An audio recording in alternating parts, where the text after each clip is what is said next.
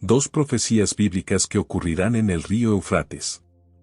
En primer lugar, el río Éufrates es el río más largo de Asia Occidental, con una longitud de más de 1.700 millas. Es uno de los ríos más históricamente significativos de la región, desempeñando un papel vital en el desarrollo de la civilización en Mesopotamia, a menudo llamada la cuna de la civilización. Junto con el río Tigris, forma los dos ríos definitorios de Mesopotamia, una antigua región en Asia Occidental entre ambos. El Éufrates se origina en las tierras altas del este de Turquía y fluye a través de Siria e Irak antes de unirse al río Tigris en el Sata al-Arab, un delta formado por la confluencia de ambos ríos que desemboca en el Golfo Pérsico. Este río también es mencionado en numerosos textos religiosos, incluida la Biblia, que lo menciona más de 50 veces. Sus aguas se han utilizado para irrigación, transporte y como fuente de energía para molinos y otras maquinarias. La Biblia contiene un pasaje que predice que el río Éufrates se secará eventualmente. Esta predicción se menciona como parte de los 7 juicios en el libro de Apocalipsis. Hay diversas interpretaciones y perspectivas sobre el libro de Apocalipsis, desde aquellos que lo temen y evitan estudiarlo hasta aquellos que son fanáticos y dedican mucho tiempo a estudiar e interpretar su contenido. Sin embargo, la predicción del Éufrates secándose sigue siendo un tema intrigante y significativo de discusión entre académicos y comunidades religiosas. Apocalipsis es el único libro de la Biblia al que se le han otorgado directamente sanciones divinas de recompensa y castigo. Por un lado, habrá una bendición especial para aquellos que lo lean en voz alta, tanto para sí mismos como para otros, y que guarden las palabras meditando en ellas y aplicándolas en sus vidas. La Biblia dice que algún día el río Éufrates se secará para dar paso a un rey. La Biblia es un libro lleno de predicciones, sus páginas contienen 735 profecías. Sobre el futuro, una predicción se encuentra en una cuarta parte de los capítulos de la Biblia, de principio a fin. Básicamente, es un texto profético, aunque algunos libros se centran más en predicciones que otros. De las 735 predicciones totales según las Escrituras, 596 de ellas se han cumplido y hecho realidad. Esto indica un alto nivel de precisión y confiabilidad en las predicciones hechas a través de las Escrituras. Es destacable que estas predicciones se han cumplido exactamente como se predijeron, validando aún más su autenticidad y credibilidad. Es realmente notable considerar que un asombroso 81% de todas las profecías bíblicas ya se han cumplido, algunas de ellas datan de siglos antes de su realización. Un porcentaje tan alto de precisión es un testimonio de la naturaleza profética del texto. No es difícil imaginar que el 19% restante también se realizará con el tiempo, considerando el impresionante historial hasta ahora. Este hecho por sí solo habla de la credibilidad y fiabilidad de la Biblia como un texto profético. La Biblia ha demostrado ser correcta en cada predicción hasta este punto en el tiempo. La mayoría de las profecías restantes se centran en el regreso real de Jesús y los eventos que ocurren después de su llegada. Según algunas interpretaciones de las profecías bíblicas, hay aproximadamente 20 predicciones que aún deben hacerse realidad antes del regreso de Jesús. Muchas personas que sostienen estas creencias están observando de cerca los eventos mundiales para ver si estas predicciones comienzan a desarrollarse. La naturaleza de estas predicciones varía según la interpretación, pero pueden incluir cosas como desastres naturales, convulsiones políticas o el surgimiento de un gobierno global. La idea es que una vez que estos eventos hayan tenido lugar, los creyentes sabrán que el tiempo está cerca para la segunda venida de Cristo. El río Éufrates se discute en Apocalipsis 16, que se considera la sección de futuro cercano del libro. Según muchas interpretaciones del texto bíblico cristiano, el libro de Apocalipsis se puede dividir en 3 eras o periodos de tiempo distintos. La primera era se cree que es el tiempo presente y se cubre en los capítulos 1 a 5 del libro. La segunda era se dice que es el futuro cercano y se cubre en los capítulos 6 a 16, mientras que la tercera era se considera el futuro lejano y se cubre en los capítulos 20 a 22. Según predicciones recientes, se espera que el río Éufrates aparezca en el futuro cercano. Aunque aún no está claro el cronograma y los detalles exactos de este evento, se cree que puede tener implicaciones significativas para las áreas y comunidades circundantes, especialmente en el contexto de los juicios de la tribulación de 7 años. Comencemos con los 7 sellos, continuemos con las 7 trompetas y terminemos con las 7 copas. Al menos podemos consolarnos con el hecho de que las circunstancias no pueden volverse más sombrías de lo que se predijo en estos capítulos. El libro de Apocalipsis en la Biblia describe una serie de eventos apocalípticos que ocurrirán antes de la segunda venida de Jesucristo. Estos eventos son conocidos colectivamente como el periodo de tribulación y se dice que están marcados por un sufrimiento intenso y destrucción.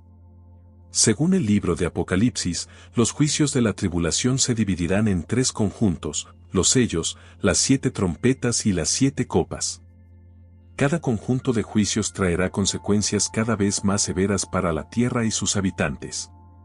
Finalmente, las 7 copas se derramarán, dando lugar a eventos catastróficos como terremotos globales, oscuridad y la destrucción de Babilonia. A pesar de la gravedad de estos eventos, muchos cristianos encuentran consuelo en el hecho de que están predichos en la Biblia y creen que Jesucristo triunfará sobre el mal para inaugurar una nueva era de paz y prosperidad. El río Eufrates se seca para dar paso a los reyes del este.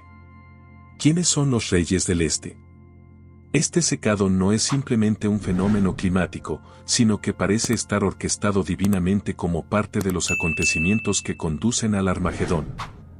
La identidad de los reyes del este en Apocalipsis 16:12 ha sido objeto de mucha especulación e interpretación a lo largo de la historia cristiana. El libro de Apocalipsis utiliza con frecuencia un lenguaje simbólico y sus profecías pueden ser difíciles de entender, lo que deja espacio para diversas interpretaciones. La expresión los reyes del este se ha analizado desde diversas perspectivas, incluyendo el juicio Bolt VI, la penúltima sentencia de la tribulación es el secado del río Eufrates, Apocalipsis 16:12.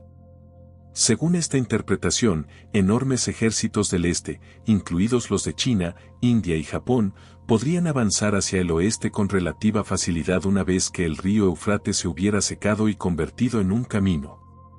Enfrentamiento con el Anticristo. Algunas personas especulan que estos ejércitos del este se mueven hacia el oeste en respuesta a una figura global conocida como el Anticristo, que se encuentra en Europa. Se cree que, finalmente, se enfrentarán en combate con Dios. Finalmente, los reyes de la tierra se reunieron en el lugar que en hebreo se llama Armagedón. Aquí lo tenemos, el secado del Eufrates está conectado a que se avecina una gran guerra. Naciones al este del Eufrates se despiertan como importantes jugadores globales. La inmensa extensión de la Tierra y su población hacen necesario que cualquier desarrollo futuro que abarque todo el mundo considere a Asia. En el siglo XX, las naciones del este han experimentado cambios significativos, liberándose de la dominación política de la civilización occidental. La mayoría de estos desarrollos han ocurrido en los últimos 25 años y continúan progresando rápidamente. Aunque no haya referencias bíblicas sobre el papel del este en eventos del fin de los tiempos, sería razonable anticipar su participación en el escenario mundial. Las grandes naciones del este asiático no han desempeñado un papel importante en términos de geografía e intereses. No hay registros de guerras pasadas entre Israel y las naciones más allá del Eufrates. En la profecía de Daniel sobre el tiempo del fin, que comienza en Daniel 11:35, se retrata a un rey que se involucra en conflictos militares con otras 3 fuerzas, el rey del sur, el rey del norte y una fuerza militar del este, Daniel 11:32-39. A medida que se desarrolla la profecía, se destaca la lucha entre aquellos que actúan malvadamente hacia el pacto y aquellos que conocen a su Dios, siendo estos últimos fuertes y tomando medidas. Aunque algunos caerán por la espada, el fuego, la cautividad y el saqueo, recibirán ayuda. Aquellos con discernimiento caerán para ser refinados, purgados y limpiados hasta el tiempo señalado. En el periodo justo antes de la segunda venida de Cristo, en la última parte de la gran tribulación, grandes partes del mundo se rebelarán contra el Anticristo. Se vislumbra un conflicto global y las naciones del Este, que han despertado como actores principales, podrían desempeñar un papel clave en estos eventos apocalípticos. Esto explica el conflicto militar con ejércitos avanzando contra él desde el sur, el norte y desde el este. En la profecía, se afirma en Daniel 11:44, pero noticias del oriente y del norte lo atemorizarán, y saldrá con gran furia para destruir y aniquilar a muchos. Sin embargo, el conflicto no se resuelve por completo, ya que, en el momento de la segunda venida de Cristo, se desarrolla una gran guerra en la que los ejércitos se despliegan sobre gran parte de la Tierra Santa, con el Valle de Armagedón como su punto focal. La declaración en Daniel, sin embargo, introduce un tema sobre el cual hay revelación adicional dada en el Nuevo Testamento que respalda la idea de que el Oriente tendrá un papel en el gran conflicto mundial de los últimos tiempos, los reyes del Oriente. Apocalipsis capítulo 16:14 revela que este movimiento es parte de una reunión mundial de los reyes de la tierra y de todo el mundo para participar en la batalla de ese gran día del Dios Todopoderoso. El punto focal de la reunión se menciona como Armagedón en Apocalipsis 16:16. Muchas interpretaciones han surgido sobre el significado de la frase los reyes del Oriente. Estas interpretaciones se dividen en dos clases, las que toman esta frase literalmente y las que encuentran en ella un significado no literal. Si se sigue la interpretación no literal, no hay límite para la posible interpretación. Se ha conectado a los reyes del Oriente con casi todos los personajes importantes del mundo. La desconcertante variedad de opiniones contradictorias es su propia reputación. También se han dado otras explicaciones, como relacionarla con China o Constantino el Grande, o con Gog y Magog, o Turquía, y otras interpretaciones demasiado numerosas para mencionar. La explicación última es, por lo tanto, relativamente simple. Por un acto de Dios, el río Eufrates se seca, facilitando el descenso del tremendo ejército sobre la tierra para participar en el conflicto mundial final. Los 7 juicios de las copas son los juicios finales del periodo de tribulación, serán los juicios más severos que el mundo haya visto jamás. Las 7 copas se describen en Apocalipsis 16, 1, 21, donde se llaman específicamente las 7 copas de la ira de Dios. Bajo el Anticristo, la maldad del hombre ha alcanzado su punto máximo y se encuentra con la ira de Dios contra el pecado. La 7ª trompeta convoca a los 7 juicios de las copas. El río Eufrates se seca en la 6ª copa. La primera copa produce úlceras purulentas en las personas que tenían la marca de la bestia y adoraban su imagen. Esta plaga está dirigida a aquellos que se han comprometido con el Anticristo. Los santos de la tribulación no se verán afectados por estas úlceras. La segunda copa se vierte en el mar, convirtiendo el agua en sangre como la de un cadáver, y toda criatura viviente en el mar murió. Cuando se vierte la tercera copa de la ira de Dios, también los ríos y manantiales de agua dulce se convierten en sangre. Durante la cuarta copa, el cuarto ángel derrama su copa sobre el sol, y se le permite quemar a las personas con fuego. El intenso calor los abraza. La quinta de las 7 copas hace que el reino de la bestia sea sumido en una oscuridad extraordinaria. El dolor y el sufrimiento de los malvados se intensifican. El sexto ángel vierte su copa de juicio sobre el río Eufrates.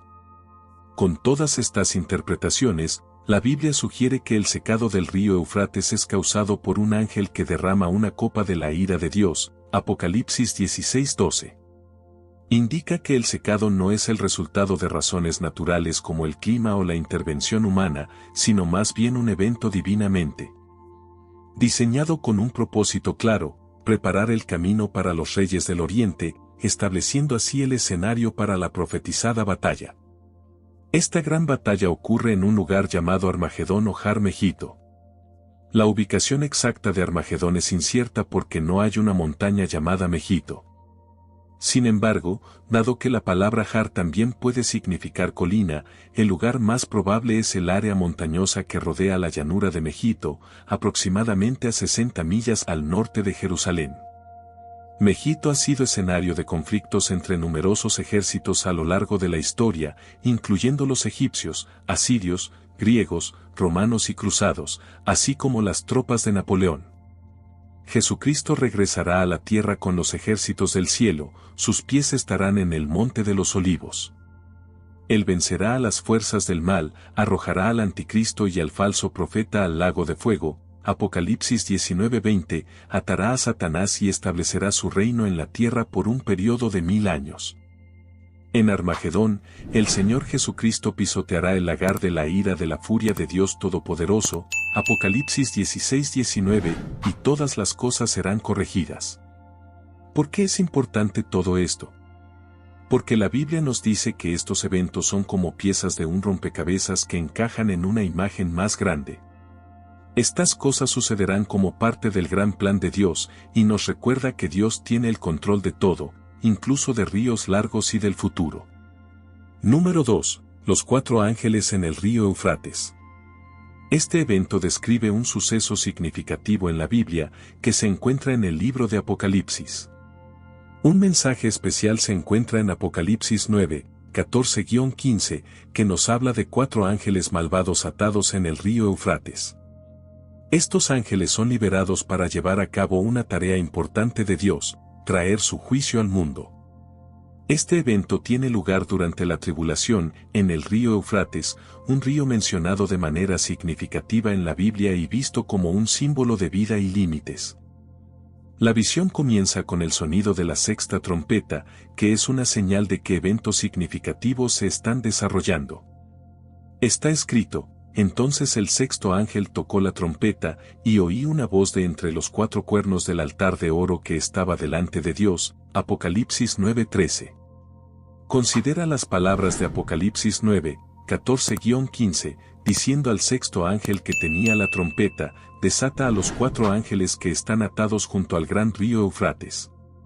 Y fueron desatados los 4 ángeles que habían sido preparados para la hora, el día, el mes y el año, a fin de matar a la tercera parte de los hombres.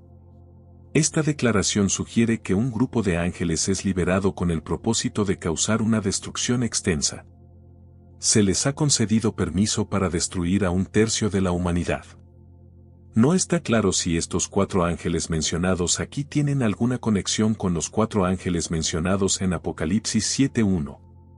Mientras podrían ser los mismos ángeles, también es posible que no lo sean. Independientemente, estos ángeles están preparados para el momento específico en que se desatará este juicio. Leemos: fueron desatados, asumiendo que se trata de ángeles malos, aunque esto podría no ser el caso. Es probable que sean ángeles malvados, pero, a pesar de todo, son instrumentos del propósito divino. Los langostas demoníacas que se detallaron anteriormente en Apocalipsis solo eran capaces de causar estragos en los seres humanos. Sin embargo, estos 4 ángeles tienen el poder de llevar a cabo una masacre a una escala sin precedentes. Estos ángeles solo se despiertan cuando Dios lo considera apropiado. Es el momento de hacerlo, y su área de acción se limita a una porción específica de la humanidad. Ejecutan la voluntad de Dios en el momento designado. El río Eufrates fue un destacado elemento geográfico en la antigua Babilonia y marcó el límite del antiguo imperio romano. Además, el Eufrates está vinculado al primer pecado, Génesis 2, 10-14, al primer asesinato, Génesis 4, 1, 16, a la primera rebelión organizada contra Dios, Génesis 11, 1, 9, a la primera confederación en guerra, Génesis 14:1, y a la primera descripción de la tiranía. Descripción del ejército liderado por estos ángeles, Apocalipsis 9, 16-19. El número de los ejércitos de los jinetes era de 200 millones, oí el número de ellos. Así es como los vi en mi visión: los caballos y aquellos que estaban sentados en ellos tenían corazas del color del fuego, zafiro y azufre. Las cabezas de los caballos eran como cabezas de leones, y de sus bocas salía fuego, humo y azufre. Una tercera parte de la humanidad fue asesinada por estas 3 plagas: el fuego, el humo y el azufre que salían de sus bocas. Porque el poder de los caballos estaba en sus bocas y en sus colas, ya que sus colas eran como serpientes y tenían cabezas, y con ellas hacían daño. Leemos que el número del ejército de los jinetes era de 200 millones, ¿es este número figurativo o literal?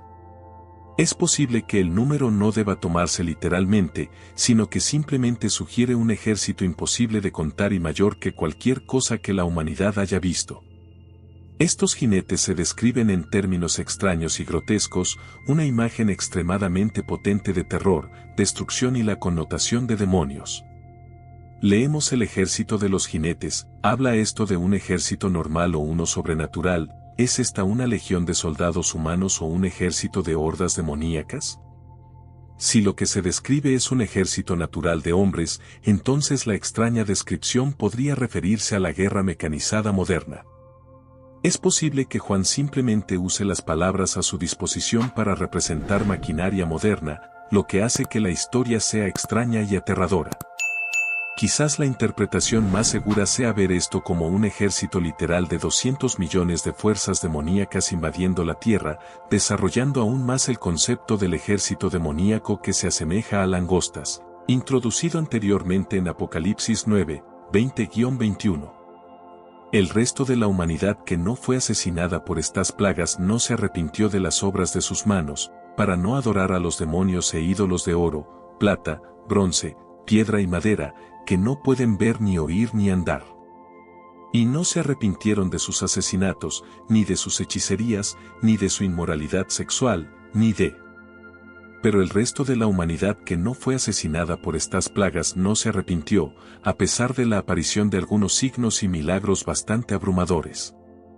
La mayoría de la humanidad no mostró evidencia de remordimiento, en cambio, persistieron en la adoración de sus ídolos, como si nada hubiera sucedido.